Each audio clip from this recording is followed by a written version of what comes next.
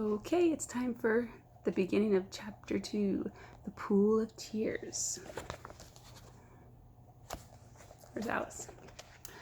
"Curiouser and curiouser," cried Alice. She was so surprised that for a moment she forgot how to speak English. "Now I am opening up like a large telescope. Goodbye, feet."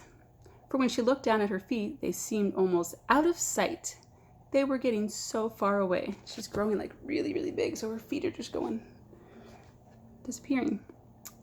"Oh, my poor little feet. I wonder who will put on your shoes and your socks for you now, my dears. Oh, it shouldn't be me. I'm too far away to trouble myself. You must manage the best way you can. But I must be kind to my feet," thought Alice. "Perhaps they won't walk away from me if I'm nice to them. Let me see, how can I be nice to them? I will give them a new pair of boots every Christmas." And she went on planning to herself how she would manage to get new boots to her feet. "Oh, they'd probably have to go in the mail," she thought. "How funny it'll seem, sending presents to your own feet by the mail. How would you even address it?" Alice's right foot. Hearthrug, near the fender. With Alice's love, Alice. "Oh dear, what nonsense I'm talking," Alice said. And just then her head struck against the roof of the hall. In fact, because now she was more than 9 feet tall. That's almost twice as tall as me. And she took up the golden key and hurried off to the garden door. Okay, so now she's super, super big and she can reach the key. Remember when she was little, she couldn't reach it? So now she has the key, but she's really, really big. She rushes off to the garden door. Poor Alice.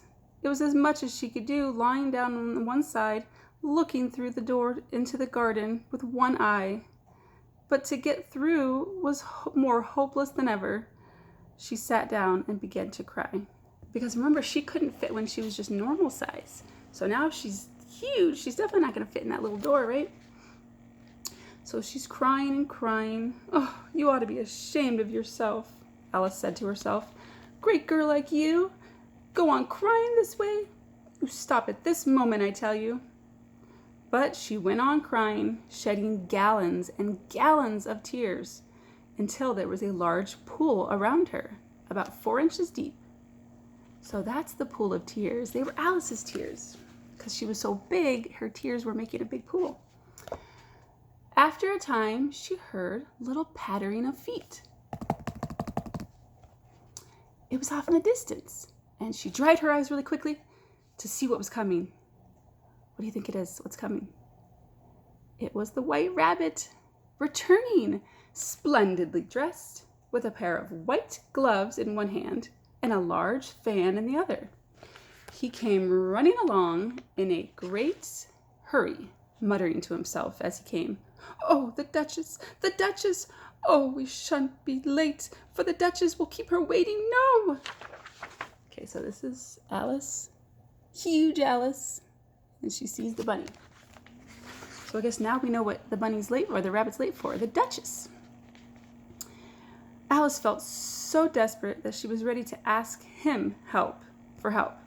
So when he came near her, she said in a low, timid, that's timid means shy, in a low, timid voice, "If you please, sir." The rabbit started violently, scared. He dropped his white gloves and the fan, and he scurried away into the darkness as fast as he could. Alice picked up the fan and the gloves, and as the hall was so hot, she started fanning herself with the fan as time went on. Dear, dear, how strange everything is today. Yesterday things went on as usual. I wonder if I've been changed somehow. Let me think. Was I the same when I got up this morning? I almost think I remember feeling a little different. But if I'm not the same, the next question is, who am I?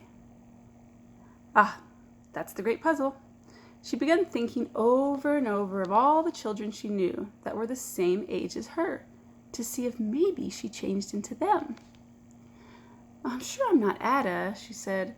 "Her hair goes in long ringlets. Mine just goes straight. I can't be Mabel. I know all sorts of things, and she doesn't. Besides, she's she, and I'm me, and oh dear, this is so puzzling. I'll try if I know all the things I used to know. Let me see. 4 times 5 is 12. That's not true. And 4 times 6 is 13. And 4 times 7 is, oh dear, I shall never get to 20 at this rate. However, she realized the multiplication table wasn't correct. Let's try geography instead. London is the capital of Paris. Paris is the capital of Rome.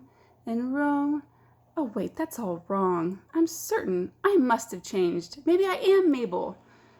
Oh man. Poor Alice. And her eyes filled with tears again as she went on. I must be Mabel after all. Oh, I'm going to have to live in that little house that Mabel lives in, and I'll have no toys to play with. Oh, and so many lessons to learn. Oh, I've made my mind up about it. If I am Mabel, I will stay down here.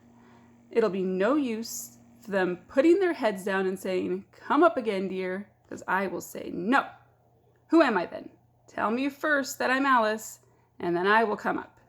If not, I'm down here forever.